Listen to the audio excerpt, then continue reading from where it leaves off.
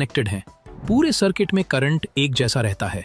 हर resistor R1, R2, R3 से same current पास होता है। Total voltage V individual resistors के अक्रॉस डिवाइड हो जाता है। मतलब total potential difference is equal to sum of individual voltages. V is equal to V1 plus V2 plus V3।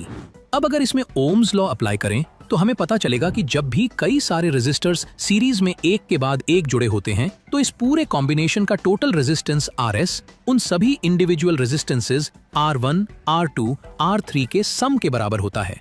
इसका मतलब ये है कि जो टोटल रेजिस्टेंस निकल कर आएगा वो किसी भी एक सिंगल रेजिस्टर से हमेशा बड़ा ही होगा। फिर आता है रेजिस्टर्स का अरेंजमेंट पैरेलल में।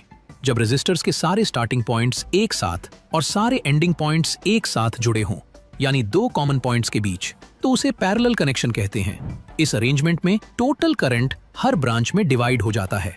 मतलब total current is equal to sum of individual currents in branches.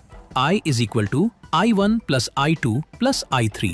Her resistor R1, R2, R3 के across potential difference V same रहता है।